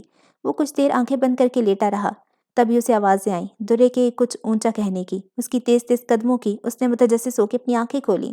کچھ دیر میں درے حواس باختہ سے عالم میں اوپر دوڑتے ہوئی آئی۔ احمد اس کا یہ عالم دیکھتے ہی اٹھ کے بیٹھ گیا۔ اس نے بھویں سے کوڑی اور چہرے پہ پریشانی لیے درے کو دیکھا، جو کہ گہری گہری سانسیں لے رہی تھی۔ آنکھیں اس کی بھیگی ہوئی تھیں۔ احمد کا دل زور سے دھڑکنے لگا۔ درے آخر کیا خبر لائی تھی، اس نے سوچا۔ درے کے ہاتھ میں ایک خط تھا۔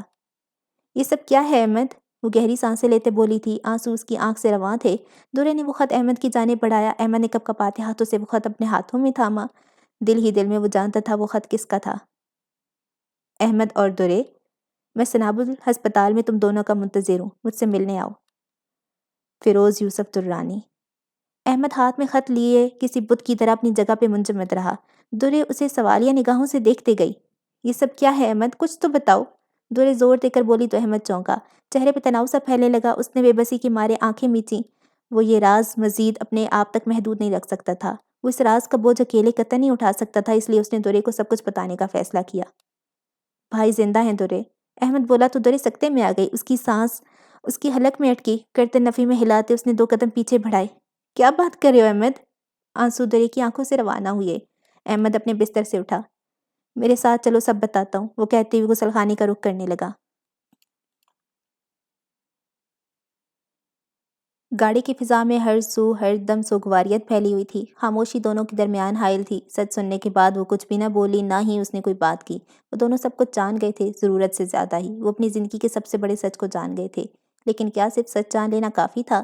اتنے سالوں سے درے جس بھائی کے زندہ ہونے کی دعائیں کرتی تھی، رو رو کے گڑ گڑا کے، آج وہ دل سے تمنا کری تھی کہ کاش وہ مردہ ہی ہو، کاش وہ 3 سال پہلے ہی مر گیا ہو۔ سچ، ظالم سچ، شفاق سچ۔ درے اور احمد نے اپنی گاڑی سنابل کی بوسیدہ عمارت کے باہر روکی۔ وہ دونوں سست سے قدم بڑھاتے ہسپتال کی راہداری میں چلنے لگے۔ ایک نرس ان دونوں کو دیکھتی ان کی طرف لپکی۔ اس نے چابی احمد کی طرف بڑھائی۔ یہ لیجئے اور ادھر چلے جائیں۔ نرس نے فیروز کے آفس کی طرف انگلی سے اشارہ کیا۔ احمد اور درے نے ایک دوسرے کے اوپر تعصب بھری نگاہیں ڈالی۔ دونوں کے دل ہی زور زور سے دھڑک رہے تھے۔ دونوں نے اب کمرے کی طرف قدم بڑھانا شروع کیے۔ آخر اس کمرے کے دروازے کے پار کون سا منظر ان کا منتظر تھا؟ کون سا نیا انکشاف ان کے منتظر تھا؟ کیا فیروز ان کو ادھر ملنے والا تھا؟ وہ اس سے مل کے کیا کریں گے بھلا؟ انہی سوچوں میں گم سم وہ یہ مختصر سا سفر طے کرنے لگے۔ سنابل کی اس میلے فرش پہ چلنا کانٹوں پہ چلنے کے مانند محسوس ہوتا تھا۔ کمرے کا دروازہ مخصوص آواز کے ساتھ کھلا۔ کمرے میں کوئی بھی نہیں تھا۔ اگر فیروز وہاں نہیں تھا تو ادھر کیوں بلایا تھا؟ یہ سب کیا ہو رہا تھا؟ دونوں متعجب ہو کے ایک دوسرے کو دیکھنے لگے۔ ڈیسک پہ ایک لاکر رکھا تھا۔ احمد نے اس لاکر میں چابی گھسائی اور اسے کھولا۔ اس لاکر کے اندر ان دونوں کو اب وہ سب نظر آیا۔ ادھر تصویریں تھیں، بہت ساری، فیروز اور ان سب کی۔ کچھ میں وہ چھوٹے چھوٹے بچے تھے، خوش باش، کچھ میں بالغ۔ ایک میں درے فشاں اپنے گریجویشن گاؤن میں تھی۔ وہ صرف تصویریں نہیں تھیں بلکہ ان کی زندگیوں کا ایک مخصوص حصہ تھا جو کہ اس لاکر میں قید تھا۔ فیروز ساری یادیں اس لاکر میں قید کر کے جا چکا تھا۔ احمد کی نظر پھر اس خط پہ پڑی جو فیروز نے ان دونوں کے لیے ہی چھوڑا تھا۔ احمد نے وہ خط درے فشاں کو تھمایا۔ اونچا پڑھنا، احمد بولا۔ درے نے سر کو جنبش دے کے وہ خط پڑھنا شروع کیا۔ احمد اور درے، میں فیروز، تم دونوں کا بھائی۔ مجھے نہیں پتا کہ تم لوگ میری حقیقت سے واقف ہو کہ نہیں، بہرحال میں خود ہی بتاتے چلتا ہوں۔ میں کبھی نہیں مرا تھا، میں بس تم لوگوں کی زندگیوں سے دور جانا چاہتا تھا کیونکہ میں غلط کام کرتا تھا۔ تم دونوں کی موجودگی میں میرا دم گھٹتا تھا، میں اپنے آپ سے نفرت کرنے لگ جاتا تھا۔ میرا آپ مجھے تم دونوں کے سامنے بہت چھوٹا سا لگتا تھا، اسی لیے میں تم دونوں کو چھوڑ کے چلا گیا۔ یہ سب قرضوں سے شروع ہوا تھا، معاشرے سے وصول ہوتی لان تان و تشنیع سے شروع ہوا تھا، لوگوں کے تلخ رویے سے شروع ہوا تھا، اور ان ہی کی کڑی باتوں سے شروع ہوا تھا، فاقوں کے خوف سے شروع ہوا تھا، مالی تنگی کے ڈر سے شروع ہوا تھا۔ اس سب نے مجھے یہ راستہ اختیار کرنے پہ مجبور کیا جس کا میں آج تک مسافر ہوں۔ میں کوئی جسٹیفیکیشن نہیں دوں گا، میں غلط تھا، غلط تو غلط ہی صحیح، مگر میں نے پیچھے مڑ کے نہیں دیکھنا۔ اتنے سال تم سب لوگوں سے دور رہنے کے باوجود بھی تم لوگوں کو نہ چھوڑ سکا۔ میں ہمیشہ ہی تم دونوں کے ساتھ تھا، تم دونوں پہ نظر رکھواتا تھا۔ ایک دفعہ درے کے ہسپتال میں 2 لڑکوں نے اسے ہراساں کیا تو میں نے ان کا بھی علاج کر دیا۔ میں ہر پل تم دونوں کے ساتھ تھا، ان تصویروں کو اپنے ساتھ رکھتا تھا، جب یاد آتے تو ان تصویروں کو دیکھا کرتا تھا اور اپنا یہ دل بہلایا کرتا تھا۔ کیا کرتا، میرے بہن بھائی تھے، بچوں کی طرح عزیز تھے، یاد تو آتے تھے نا؟ مگر اب میں پیچھے مڑ کر نہیں دیکھنا چاہتا، میں واقعی تم دونوں کی زندگیوں سے چلے جانا چاہتا ہوں۔ میں ان تمام یادوں کو بھلا دینا چاہتا ہوں، اس لیے میں ان تصویروں اور ان سے منسلک تمام یادوں کو چھوڑ کے جا رہا ہوں۔ سری لنکا، اپنی کمائی دولت کے ساتھ، وہاں کام کرنے کا جو ادھر کرتا تھا۔ میں اب اس کام کے علاوہ کچھ بھی نہیں کر سکتا۔ مرتے دم تک یہ میرے مقدر میں لکھ دیا گیا ہے۔ اب تمہارا بھائی واقعی مر چکا ہے احمد اور درے۔ اب میں واقعی تم دونوں کے لیے مر چکا ہوں۔ تم دونوں سے کوسوں دور ہوں۔ اب تمہارے خیال مجھے پریشان نہیں کریں گے اور میں نہیں چاہتا کہ میرے خیال تم دونوں کو پریشان کریں۔ یہ سمجھ لو جیسے میں تم دونوں کی زندگیوں میں کبھی تھا ہی نہیں۔ فیروز مر چکا ہے، جان لو یہ بات۔ ہو سکے تو مجھے معاف کر دینا، اگر نہیں بھی تو بھلا یہ چیزیں اب کون سا معنی رکھتی ہیں۔ آنسو اس کی گال کی حدت پار کر کے اس خط پہ ٹپک رہے تھے۔ احمد ششت سن دماغی میں درے کے ان لڑکھڑاتے الفاظوں کو سن رہا تھا۔ دونوں کے دلوں میں چبھن سی ہوتی تھی، تکلیف سی ہوتی تھی، بے قراری اور بے چینی دونوں کے دلوں میں سوار تھی۔ اس کمرے میں دم بخود سے ہو کے وہ ایک دوسرے کو دیکھتے گئے۔ غم اور رنج ان پہ چمٹ چکا تھا، شدت بھری تکلیف ان دونوں کی روح پہ سوار تھی۔ وہ جس تکلیف میں دونوں مبتلا تھے، اس تکلیف سے وہ جلد نکلنے نہ والے تھے۔ دونوں کے لیے زندگی اب پہلے جیسی ہو ہی نہیں سکتی تھی۔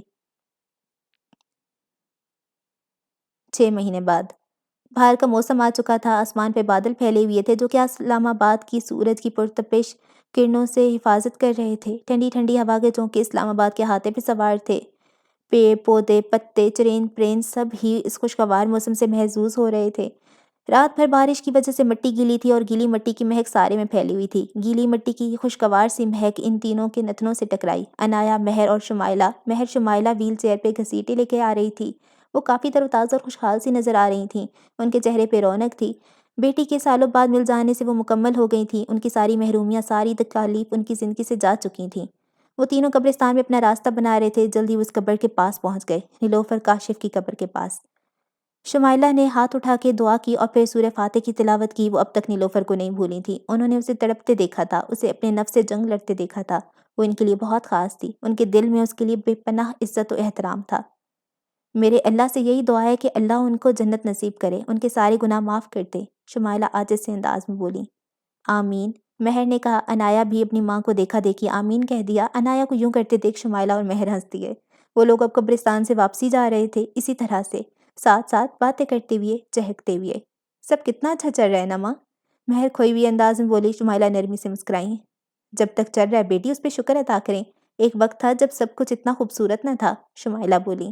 مہر کی آنکھوں کے سامنے ایک سایہ سا لہر کھڑایا۔ آپ مجھ سے خفا ہیں نا؟ مہر اداس لہجے میں بولی تو شمائلہ ہنس دی۔ پچھلے 6 ماہ میں آپ نے ہم سے یہ کوئی 2000 مرتبہ پوچھا ہوگا مہر۔ چھوڑ دیجئے سب کچھ۔ ہم اپنے آپ کو دنیا کی خوش قسمت ترین عورت سمجھتے ہیں اور ویسے بھی ہم نے شکایتیں کرنا چھوڑ دی ہیں۔ وہ مسکرا کے بولی۔ عنایا بھی مسکرا کے اپنی نانی اور ماں کی گفتگو کو سنتے دیکھ رہی تھی۔ وہ اب قبرستان سے باہر آ گئے تھے اور گاڑی میں سوار ہونے لگے تھے۔ عنایا پچھلی نشست پہ بیٹھ گئی تھی۔ آپ وہ غزل پڑھ سکتی ہیں؟ دل نا امید تو نہیں؟ میرا آپ کی آواز سننے کا دل چاہ رہا ہے۔ مہر نے انہیں گاڑی میں بٹھاتے پوچھا۔ عنایا ستائش سے اپنی ماں کو دیکھنے لگی۔ آپ ہمارے ساتھ پڑھیں گی؟ شمائلہ بولی۔ مہر نے سر اوپر نیچے ہلایا اور ڈگی میں ویل چیئر رکھی۔ اب وہ ڈرائیونگ سیٹ پہ بیٹھ گئی۔ کیوں نہیں؟ مہر بولی۔ شمائلہ مسکرا کے دیکھنے لگی۔ دل نا امید تو نہیں؟ شمائلہ نے مہر کو دیکھا جو کہ ان کے پیچھے پڑنا شروع ہوئی۔ دل نا امید تو نہیں، ناکام ہی تو ہے۔ وہ دونوں آواز سے آواز ملا کے پڑھ رہی تھیں۔ آسمان پہ چھائے کالے بادلوں کے ٹکرانے کا عمل جاری ہوا اور وہ ایک دفعہ پھر سے برسنے لگے تھے۔ لمبی ہے غم کی شام، مگر شام ہی تو ہے۔ سطور ختم کر کے دونوں زور سے ہنسنے لگیں۔ عنایا بھی ان دونوں کے ساتھ ہنسنے لگی تھی۔ سب کچھ حسین تھا، سب کچھ مکمل تھا۔ وہ تینوں ایک پرفیکٹ تصویر کی طرح جو ہر زاویے سے خوبصورت نظر آتی تھی۔ زندگی ایک حسین داستان، زندگی ایک افسانہ۔ در فشاں حسام کے بنگلے کی سیڑھیاں اتر رہی تھی۔ یہ وہی بنگلہ تھا جس میں شادی ہونے کے بعد وہ مہر کے ساتھ رہا کرتا تھا۔ در فشاں سے شادی کے بعد وہ لوگ واپس ادھر آ گئے تھے، لیکن پچھلی بار کے برعکس اب مرینا بھی ان کے ساتھ آئی تھی۔ وہ اپنی پرانی غلطی دہرانا نہیں چاہتی تھی۔ کہاں جا رہی ہو درے؟ درے نیچے اتری تو مرینا بولی۔ وہ کافی کمزور سی نظر آ رہی تھی۔ آج کلینک کی چھٹی ہے اس لیے جلدی جا رہی ہوں۔ مرینا کے چہرے پہ شریر سی مسکراہٹ بکھری جو انہوں نے ترنت ہی دبا لی۔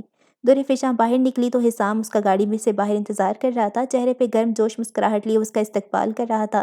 دونوں ساتھ ہی گاڑی میں بیٹھ گئے۔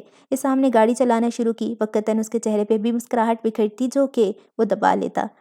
دل میں اس کے لڈو پھوٹ رہے تھے۔ ارے یہ ہرر کا راستہ تو نہیں ہے؟ بیچ راستے میں در فشاں کو اندازہ ہوا تو وہ بولی۔ مجھے پتہ ہے۔ حسام کا انداز شرارتی سا تھا۔ درے نے حسام کو ایک گھوری سے نوازا۔ پھر کہاں جا رہے ہیں؟ حسام نے گاڑی کے ڈیش بورڈ سے ایک لفافہ نکال کے درے کو تھمایا۔ درے نے آنکھوں میں ستائش لیے اس لفافے کو کھولا، اندر سے 2 کاغذ نکالے اور بغور انہیں دیکھنے لگی۔ وہ 2 کاغذ دیکھتی اس کے چہرے پہ خوشگوار مسکراہٹ پھیلی۔ سوئٹزرلینڈ، سچی؟ درے خوشگوار سے انداز میں بولی۔ حسام پر جوش ہو کے سر اوپر نیچے ہلانے لگا۔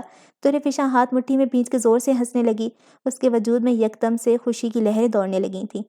دنیا کو بچانا تو چلتا رہے گا، اس سے پہلے ایک بریک کیوں نہ لے لیا جائے؟ حسام بولا تو درے بھرپور مسکرانے لگی۔ بہترین۔ زندگی دنیا کے عجائب خانوں کو دریافت کرنے کا نام ہے۔ زندگی ایک افسانہ۔ آپ کو کیا لگتا ہے آپ مجھے دھمکیاں دیں گے اور میں اسے واپس کر دوں گی؟ کبھی نہیں۔ اب ہم سیدھا سیدھا کورٹ میں ملیں گے۔ اس بچی سے اپنا تعلق کورٹ میں ثابت کیجیے گا۔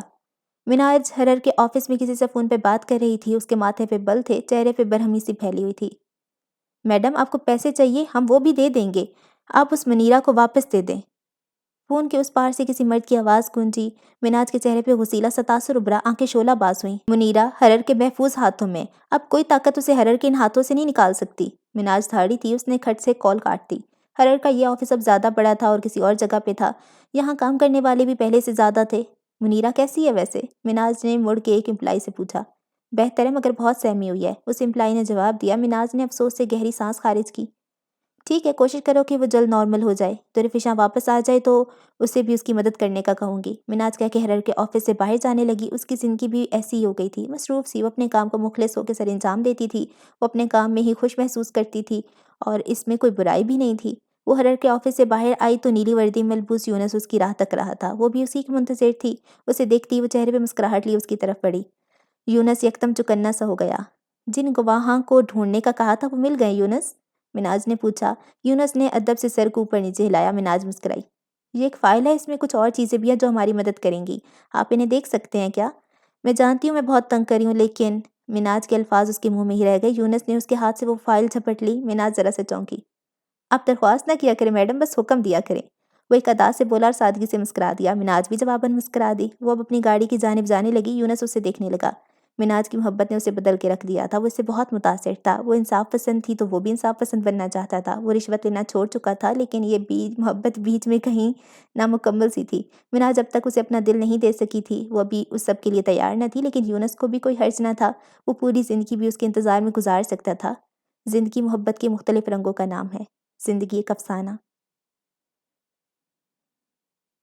یہ دبئی کے ایک پولیس اسٹیشن کا منظر ہے۔ بھوری مونچھوں والا، گوری رنگت والا پولیس افسر اپنی سربراہی کرسی پہ براجمان تھا۔ مخالف سمت میں کوئی نوجوان بیٹھا ہوا تھا۔ کیا کیا جائے عبداللہ؟ بڑی عمر کا پولیس افسر ان نوجوان سے بولا تھا، آواز میں پریشانی تھی۔ یہ کیس تو ہماری سوچ سے بھی باہر جا رہا ہے۔ مسٹر جلیل، ہم ایک پرائیویٹ انویسٹیگیٹر کی مدد لے سکتے ہیں، عبداللہ بولا تھا۔ جلیل صاحب نے خفگی سے سر نفی میں ہلایا۔ ان لوگوں کے بہت نخرے ہوتے ہیں، وہ بولے۔ لیکن شاید ہمارے پاس کوئی دوسرا راستہ نہیں بچا سر، ہمیں اس سب سے نکلنے کے لیے کچھ نہ کچھ کرنا ہوگا، وہ بولا۔ جلیل صاحب نے ہاری ہوئی سانس خارج کی۔ کس کی بات کر رہے ہو؟ ہوسٹ، عبداللہ بولا تو جلیل صاحب نے برا سا منہ بنایا۔ کیا مطلب؟ وہ ترہم ہو کے بولے۔ کوڈ نیم ہے سر، 3 سال پہلے اس نے پاکستان میں ایک آپریشن کیا تھا اور ایک گودام بھی اس نے پکڑوایا تھا جس میں انسان قید تھے۔ اس نے یہ کام ایجنٹ عبدالحمید کا نام استعمال کر کے کیا تھا۔ وہ کوئی ایجنٹ نہیں ہے، بس ہر کام کے لیے ایک نیا نام استعمال کرتا ہے۔ پاکستان میں پچھلے سال جو آرگن مافیا پکڑا گیا ہے وہ بھی اسی نے پکڑوایا۔ ہم اسی لیے اسے جانتے ہیں کیونکہ اس نے منی لانڈرنگ میں ملوث بینک کو بے نقاب کرنے میں ہماری مدد کی تھی۔ عبداللہ، جلیل صاحب کو بتایا جا رہا تھا۔ جلیل صاحب غور سے اس کی بات سن رہے تھے۔ کیا پاکستانی ہے وہ؟ انہوں نے پوچھا۔ کوئی نہیں جانتا وہ کہاں سے تعلق رکھتا ہے، اس کے بارے میں ہم صرف ایک ہی چیز جانتے ہیں کہ اس کا جامع نام کوسٹ ہے۔ وہ ہر مشن سے پہلے اپنی شناخت بدل دیتا ہے۔ ٹھیک ہے، کوسٹ سے رابطہ قائم کرو اور اسے سب کچھ سمجھاؤ، ہم اسے بھی آزما لیتے ہیں۔ جلیل صاحب اٹل سے انداز میں فیصلہ سنانے لگے۔ ٹھیک ہے سر، عبداللہ نے ادب سے جواب دیا۔ وہ دونوں ایک زیر تعمیر عمارت کے اندر داخل ہوئے۔ عمارت کسی اسکول کی لگتی تھی۔ وہ عمارت 3 منزلہ تھی اور کافی پرتعیش نظر آتی تھی۔ فی الحال عمارت کی دیواروں پہ پینٹ کیا جا رہا تھا۔ احمد کے چہرے پہ فخریہ مسکراہٹ تھی اور مہر بھی کافی خوش نظر آ رہی تھی۔ کچھ مہینے اور بس یہ جگہ چھوٹے چھوٹے بچوں سے بھر جائے گی جو کہ تعلیم حاصل کرنا چاہتے ہیں لیکن کر نہیں پا رہے، مہر بولی۔ احمد شرارتی سے مسکرایا۔ چورنی سے سیدھا پرنسپل بن گئی تم تو، وہ بولا۔ مہر مصنوعی سا خفا ہوئی۔ آپ بھی نا بار بار یاد دلاتے رہتے ہیں، وہ بولی۔ احمد زیر لب ہنس دیا۔ وہ دونوں اب عمارت کے اندر داخل ہوئے۔ مزدور جگہ جگہ کام کر رہے تھے۔ وہ دونوں اب مہر کے مستقبل کے آفس میں جا رہے تھے۔ کمرے میں فنیشنگ کا کام باقی تھا۔ کمرہ کافی خوبصورت اور پرتعیش سے طرز سے بنا ہوا تھا۔ ارے واہ، یہاں کام کرو گی تم؟ احمد پورے کمرے کا جائزہ لیتے بولا۔ مہر نے مسکرا کے سر اس بات میں ہلایا۔ بالکل، اور اس بار میں پورے دل سے کام کروں گی، وہ مسکرا کے بولی۔ احمد پھر سے شرارتی سا مسکرایا۔ وہ کچھ شریر کہنے لگا تھا کہ اس کے موبائل پہ کال آنے لگی۔ یہ موبائل چھوٹا موبائل تھا، انکرپٹڈ موبائل، جس پہ اس کی آواز بہت سارے فلٹرز لگ جاتے تھے اور اصل آواز دوسری طرف نہیں پہنچ پاتی تھی۔ احمد نے اپنا موبائل نکالا اور کان سے لگایا۔ مہر کے چہرے پہ میری خیز مسکراہٹ بکھری۔ گھوسٹ؟ کیا یہ گھوسٹ بات کر رہے ہیں؟ دوسری طرف سے تکلفانہ سی آواز گونجی۔ بات انگریزی میں کی جا رہی تھی۔ جی، کون ہے یہ؟ احمد نے اکڑ سے انداز میں جواب دیا۔ مہر سے اپنی مسکراہٹ چھپائے نہیں چھپ رہی تھی۔ ہم دبئی پولیس سے بات کر رہے ہیں، یہ کیس کے سلسلے میں آپ سے بات کرنا چاہ رہے تھے۔ قدرے نرمی سے جواب آیا تھا۔ رات 8 بجے کال کر لینا، بھی مصروف ہوں، اکڑ سے انداز میں کہہ کے احمد نے کال کاٹ دی۔ مہر اب احمد کے بالکل سامنے کھڑی ہو گئی، چہرے پہ شریر مسکراہٹ سے جائے وہ اسے دیکھنے لگی تو احمد بھی مسکرا دیا۔ اس نے اس کے کندھے سے نادیدہ دھول جھاڑی۔ ایک نئے ایڈونچر کے لیے تیار پروگرامر صاحب؟ وہ معنی خیز انداز میں بولی تو احمد کی مسکراہٹ گہری ہوئی۔ ہمیشہ سے، وہ خوش دلی سے بولا۔ ایک نیا ایڈونچر اس کا منتظر تھا۔ زندگی کبھی نہ ختم ہونے والے ایڈونچر کا نام تھا زندگی ایک افسانہ۔ اور اس پوری کہانی میں صرف یہ ہیروں کا معاجرہ تھا جو کہ آج تک نہ سلجھ سکا۔ وہ 4 ہیرے جنہوں نے اپنی چمک دمک سے سب کی عقل پہ بٹا لگا رکھا تھا۔ وہ 4 ہیرے جو آج اس اندھیری جگہ میں قید تھے۔ اس اندھیر میں وہ بس عام سے پتھر کی مانند ہی دکھائی دیتے تھے۔ مشعل سے قرب کا چواز نہیں مل جاتا اور بس تم ان کے رنگ بدلتے دیکھتے، ان کے پیچھے انسان کے رنگ بدلتے دیکھتے، ان کو اپنی عقل سے ہاتھ دھوتے دیکھتے۔ نہ جانے اب یہ اپنی چمک دمک سے کس کی ہوس کو دعوت دینے والے تھے۔ تمت بالخیر۔ دعاؤں میں یاد رکھنا آپ سب۔ عزم کے اس سفر کو اتنا خاص بنانے کے لیے دل سے شکریہ۔ مجھے آپ سب لوگوں سے بہتر کاری کبھی نہیں مل سکتا۔ اللہ آپ سب کا حامی و ناصر ہو، آمین۔ ناول عزم بائی عبدالاحد کا اختتام ہو گیا ہے، اور کیا ہی مزے کا سفر تھا۔ میں نے تو یہ سارا کچھ نا اپنے مائنڈ میں امیجن کیا، یہ سب میرے سامنے ہو رہا تھا۔ لیڈی اقتدار اندر آتی ہیں صوفے پہ، وہ سب بیٹھے ہوئے ہیں، یہ سب میری آنکھوں کے سامنے چل رہی تھی ایک فلم کی طرح۔ پتہ نہیں آپ کے ساتھ یہ ہوا ہے کہ نہیں، پر یہ میرے ساتھ ہوا ہے۔ بہت ڈارک ناول تھا۔ آخر میں بھی انہوں نے نیلوفر کو مار دیا، اور مارا بھی کیسے ہے؟ وہ اسکریو ڈرائیور سے۔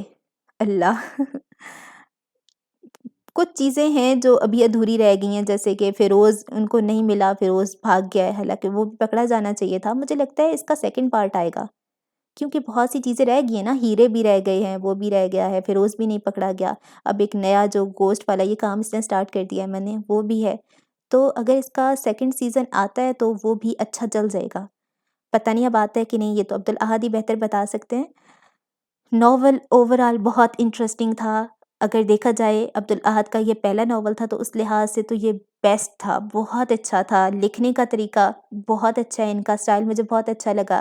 منظر کو لکھنا، ایک چھوٹی چھوٹی ڈیٹیل کو لکھنا بہت اچھا لگا مجھے، مائنڈ بلوئنگ۔ آپ بتائیں آپ کو کیسا لگا یہ ناول؟ اور شکر ہے ہم نے ٹائم ویسٹ نہیں کیا، ایک اچھا ناول ہی پڑھا ہے۔ مجھے بہت اچھا فیل ہوتا ہے جب میں اچھا ناول پڑھتی ہوں، کیونکہ مجھے لگتا ہے کہ ٹائم نہیں ضائع ہوا، لوگوں کا بھی اور میرا بھی۔ ٹائم بہت قیمتی ہے۔ اچھا خیر، اب ہم کوئی اچھا سا ناول سٹارٹ کریں گے۔ آپ نے کیا کرنا ہے، آپ نے رائٹر کے انسٹا پیج پہ جا کے ان کو فالو کرنا ہے۔ ان کا انسٹاگرام کا جو لوگو ہے، کیا کہتے ہیں اس کو، یوزر نیم، ہاں وہ میں اسکرین پہ بھی دکھا دوں گی۔ آپ نے ان کو فالو کر لینا ہے، اور مجھے دعاؤں میں یاد رکھنا ہے۔ اچھے اچھے ناولز کے لیے چینل کو سبسکرائب کرنا ہے۔ اللہ حافظ۔